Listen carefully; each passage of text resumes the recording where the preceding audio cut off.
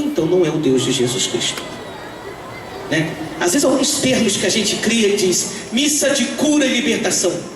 Toda missa é de cura e libertação. Não é porque tem uma exposição de Santíssimo, uma adoração ao Santíssimo, que ela é mais missa do que as outras. Aquela cura e as outras não cura. Não.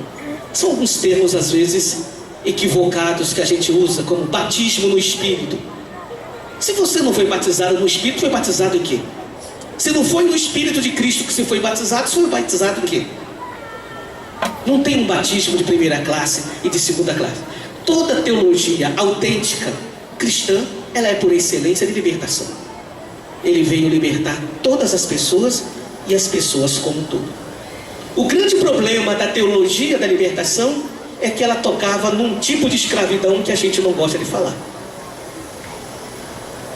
Que é, ao olhar para o continente latino-americano em 68, e hoje nós vamos encontrar cenários desse, nós vimos uma grande população oprimida pela miséria. Escravos. A terceira conferência, que será aí em Puebla, em 79, aquela conferência que virá o Papa João Paulo II, João Paulo II terá uma ousadia muito grande, porque os bispos da América Latina, em 79, quer dizer, 11 anos depois, olhando de novo para a realidade da América Latina, eles faziam contrastes, que quando a gente olha para a América Latina, ou seja, esses países do México para baixo, passando pelo Caribe, chegando até a Argentina e o Chile, dizia o documento preparatório para Puebla: são ricos cada vez mais ricos e pobres cada vez mais pobres. João Paulo II, numa ousadia, ele diz: não, são ricos cada vez mais ricos a custas de pobres cada vez mais pobres. É uma realidade, e isso é um escândalo para o Evangelho. Como dizer que um continente é cristão e ele se torna cúmplice de uma situação de escravidão? Como anunciar o Deus que liberta diante de tanta opressão? É isso que está por trás da teologia da libertação. E ali em Medellín, e depois 11 anos mais à frente em Puebla, a igreja fará a opção preferencial pelos pobres. Não é uma invenção da igreja, minha gente.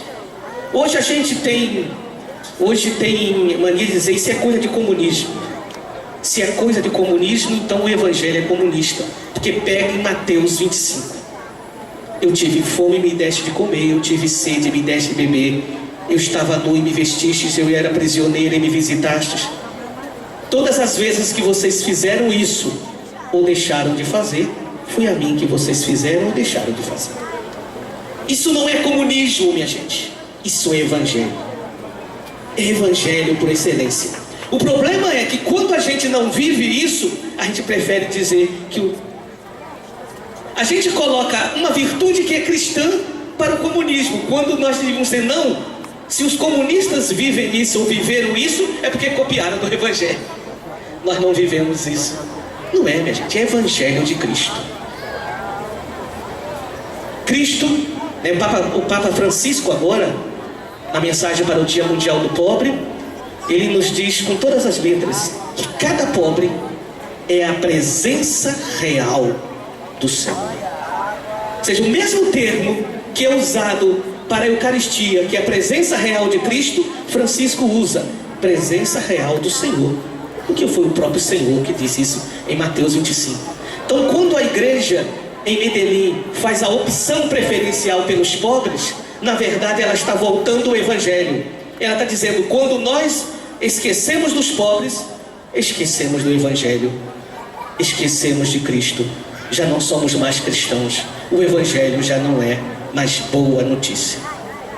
O grande tema dessa conferência foi a igreja na atual transformação da América Latina à luz do Concílio Vaticano II. Foi uma conferência que tentou abordar elementos muito interessantes. Tivemos a participação de um grande bispo do Brasil, Dom Avelar Brandão Vilela, que na época era arcebispo de Teresina e depois ele foi primaz do Brasil. Participaram 137 bispos com direito a voto, e 112 delegados e observadores. Coisas muito interessantes que nós poderíamos fazer e falar sobre a conferência, vocês vão ter oportunidade. A conferência, na verdade, ela trabalhou em cima da promoção humana, da evangelização e do crescimento da fé. A partir disso, vários documentos, várias reflexões foram feitas sobre a justiça, sobre a paz, sobre a família, sobre a demografia, a educação, a juventude, pastoral popular, pastoral das elites, catequese, liturgia, movimento de leigos, sacerdotes, religiosos, formação do clero, pobreza da igreja, pastoral de conjunto e meios de comunicação. Foram temas que foram abordados por esta conferência, que vocês com certeza, ao longo das noites da novena, vocês terão oportunidade de vivenciar isso. Só que a conferência, minha gente, de Medellín, ela não pode ser vista isolada. Ela acontece num contexto especial. A igreja tinha acabado de celebrar o Concílio Vaticano II e o mundo estava vivendo um momento muito especial. O ano de 1968, como eu já disse no início, chamado pelos jornalistas Luiz Ventura, o ano que não terminou, era um ano especial. Era um ano onde nós víamos muitos movimentos acontecendo no mundo. Movimento de Paris, a juventude de Paris protestando. Momento em que lideranças mundiais tinham sido assassinadas. Por exemplo, estava acontecendo a guerra do Vietnã, o assassinato de Martin Luther King, do presidente Kennedy, além de um sucesso espetacular da juventude. Jovens envolvidos na França, na Tchecoslováquia, a chamada Primavera de Praga.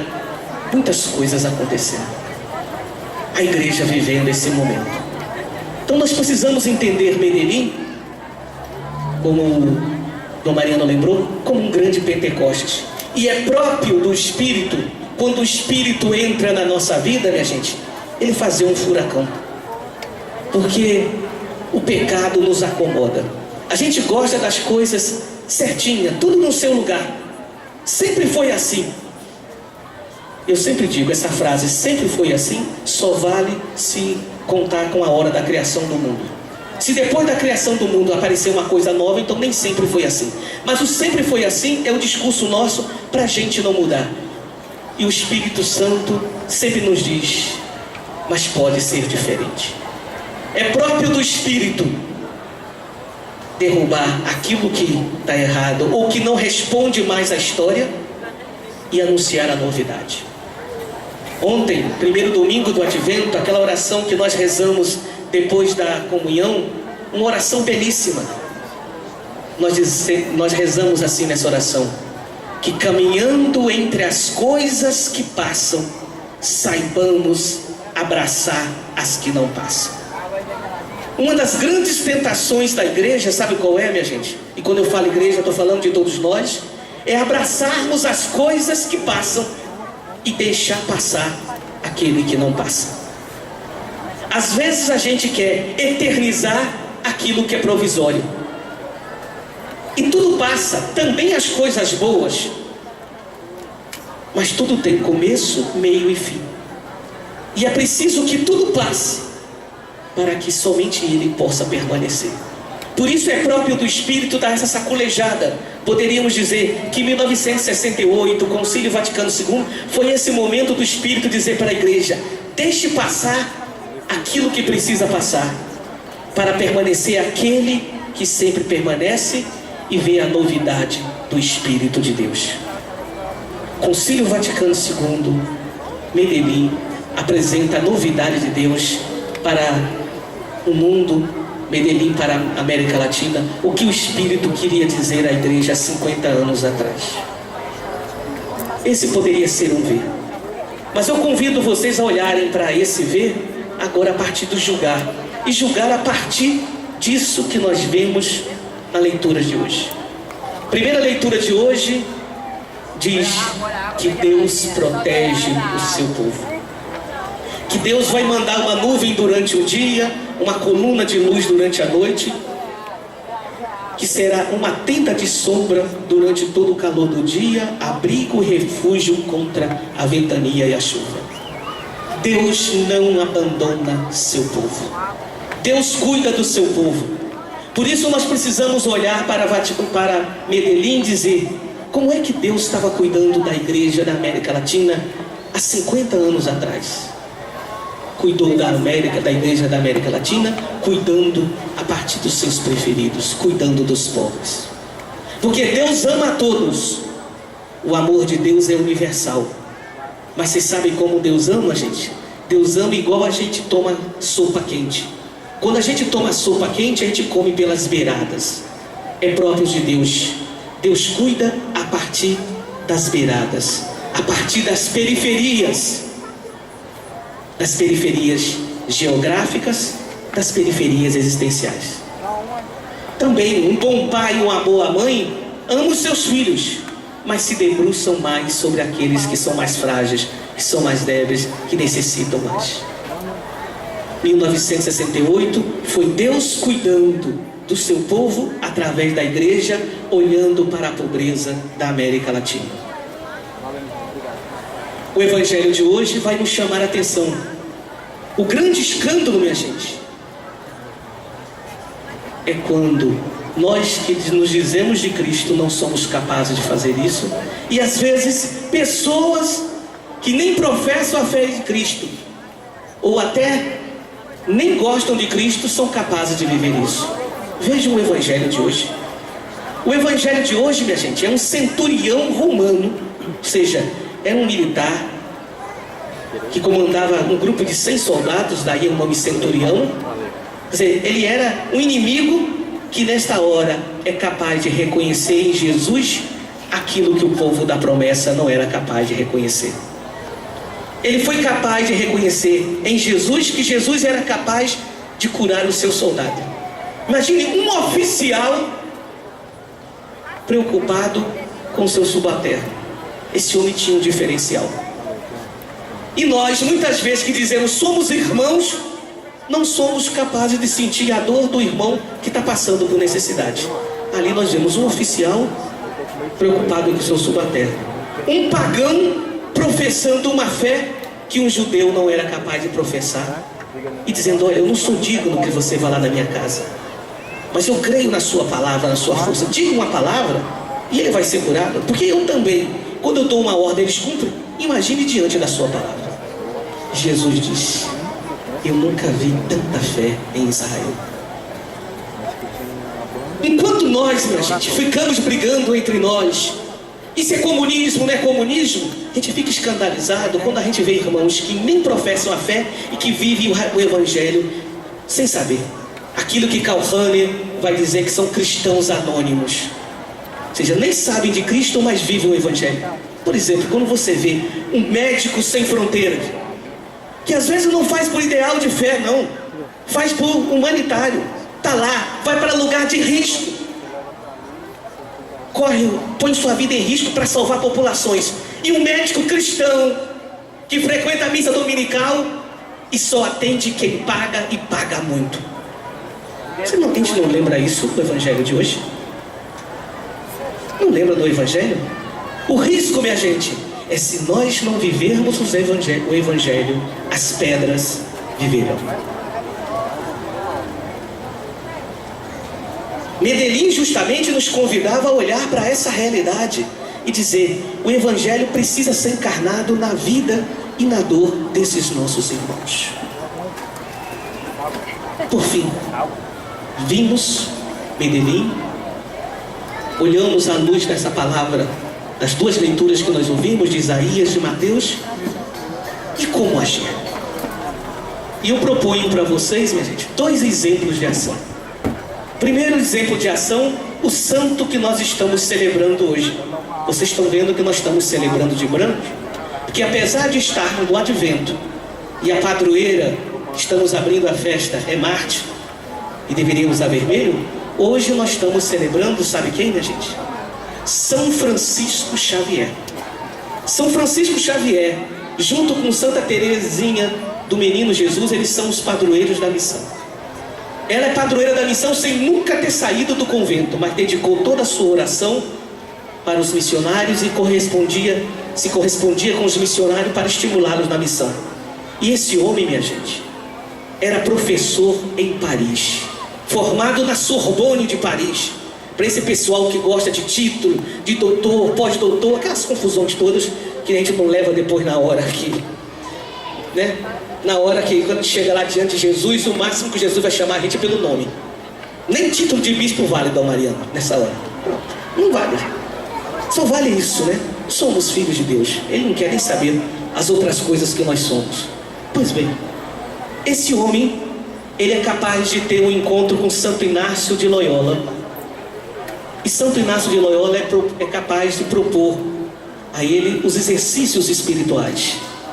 E os exercícios espirituais marcam tanto a vida de São Francisco Xavier, que esse homem deixa de ser professor em Paris, larga tudo, porque encontrou o Senhor, e ele vai ser missionário em culturas milenares. Vai tentar falar o Evangelho numa linguagem bastante já concreta, de culturas milenares. Ele vai para a Índia, para o Japão e morre às portas da China.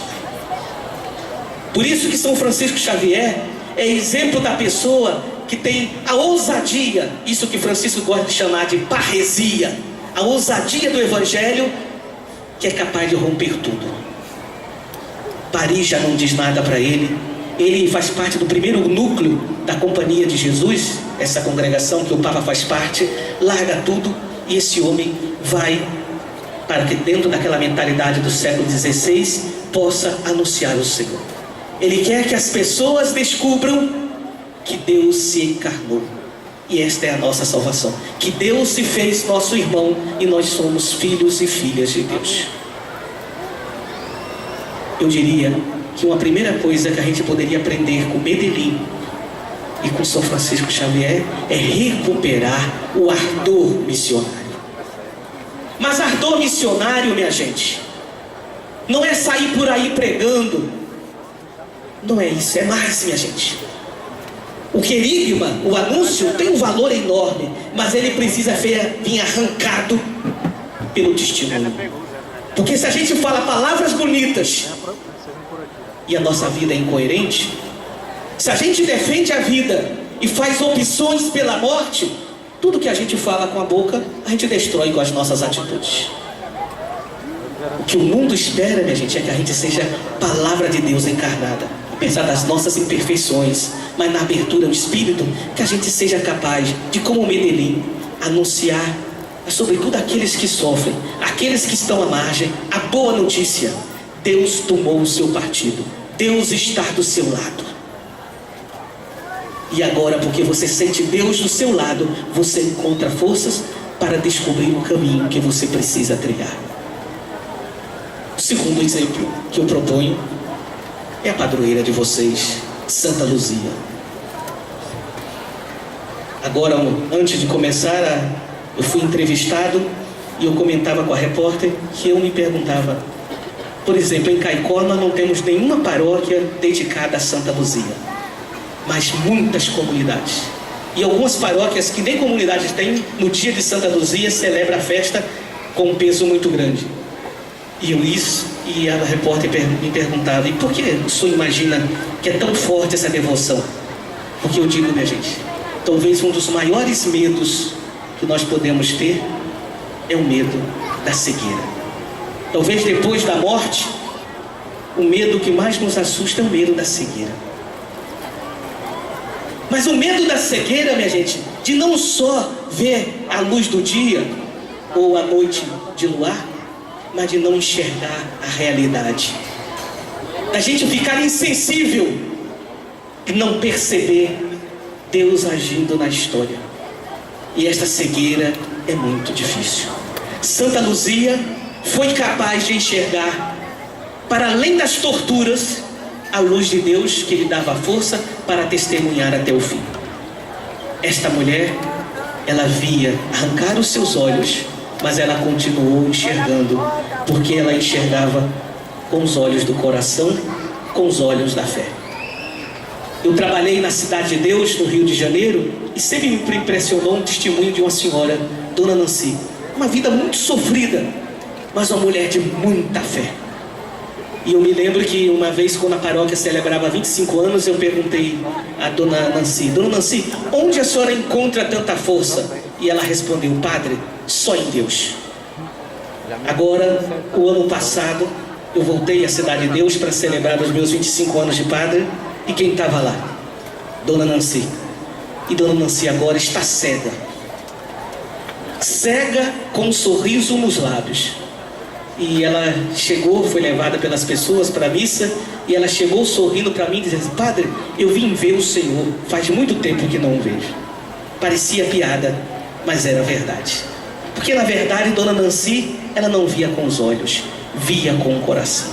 E por isso seus lábios permaneciam com o mesmo sorriso. Talvez seja essa graça, minha gente, que a gente precisa pedir a Santa Luzia nesse momento difícil da história que nós estamos vivendo. Da história mundial, da história do nosso país, muitas vezes da história das nossas famílias, da nossa história existencial. Que a gente seja capaz de enxergar a luz de Jesus em meio a tudo isso. Que os nossos olhos não se detenham na desgraça, mas que a gente reconheça que toda desgraça é possibilidade de uma grande graça. Quando a gente olha para a cruz, diz: tem desgraça maior do que aquilo? E teve graça maior do que aquela que nos foi dada por meio da cruz? E vocês nordestinos sabem melhor do que eu isso. Quantas agruras vocês já passaram? E por isso, quanta tenacidade que vocês têm por terem atravessado. O hino nacional de vocês, eu posso dizer, o hino nacional nosso, com certeza, é Asa Branca. E na Asa Branca, o poema justamente descreve um momento de aridez. Pense, minha gente, não somente numa aridez de uma crise hídrica de 6 anos sem chuva, isso já é muita coisa. Mas pense na aridez da vida, das dificuldades, da perda da esperança, do não ver perspectiva. Talvez essa crise seja mais dura do que a crise hídrica. Vocês estão entendendo o que eu estou dizendo? Pensem nisso e escutem essa música quando ela diz: quando olhei a terra ardente, qual fogueira de São João, eu perguntei a Deus do céu: ai, por que tamanha judiação? Não é essa muitas vezes a pergunta que a gente faz na hora da dor, na hora da falta de perspectiva? E a gente começa a cantar o nosso lamento: que braseiro, que fornaia, nem um pé de plantação. Por falta d'água perdi meu gado, morreu de sede meu alazão. E até a última resistente foi embora, até mesmo a asa branca bateu asas do sertão. E aí quando a gente, parece que a gente vai fechando a tampa do caixão e diz: então se eu disse, adeus Rosinha, guarda contigo meu coração. É alguém que diz: não dá mais para ficar. Mas quando você toma a distância do tempo e até a distância física, quando você toma essa distância que a gente chama de retiro espiritual, para enxergar mais de perto, para enxergar com o olhar de Santa Teresa, de Santa Luzia, aí a gente começa a dizer: hoje longe, muitas léguas, numa triste solidão, espero a chuva cair de novo, para mim voltar para o meu sertão. Mas a esperança mais viva vem no último verso do poema: quando o verde dos teus olhos se espalhar na plantação. Não é que a mulher amada tinha os olhos verdes, é que agora a plantação verde refletia no olhar dela, e ele, olhando para ela, vê o verde da plantação. Nós somos chamados a olhar para o olhar de Santa Teresinha, de Santa Luzia, para enxergar na direção de onde ela está olhando. Ela tem os olhos fixos no Senhor, os olhos no coração. Quando o verde dos teus olhos se espalhar na plantação, eu te asseguro, não chore não, viu? Que eu voltarei, viu, meu coração. É a esperança de voltar. Mas vocês sabem que o mesmo autor compôs uma outra música, que é quase continuação dessa, que é a volta da asa branca. Já faz 3 dias que pro norte relampeia, A asa branca, ouvindo o ronco do trovão, já bateu asas e voltou pro meu sertão. Ai, ai, eu vou me embora, vou cuidar da plantação. Não tem dor, minha gente, que nunca se acabe. Não tem deserto que não tenha oásis. Não tem desgraça que um dia não possa surgir daí uma graça. Onde abunda o pecado, superabunda a graça. A seca fez eu desertar da minha terra, mas felizmente Deus agora se lembrou de mandar chuva para esse sertão sofredor, sertão das mulheres sérias, dos homens trabalhadores.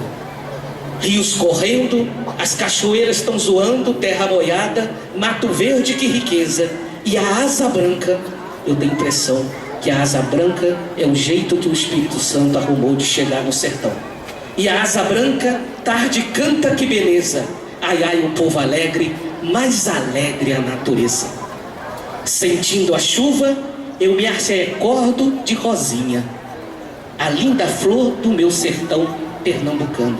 E se a safra não atrapalhar meus planos, que há o seu vigário, vou casar no fim do ano. Eu acho que vai casar na festa de Santa Luzia.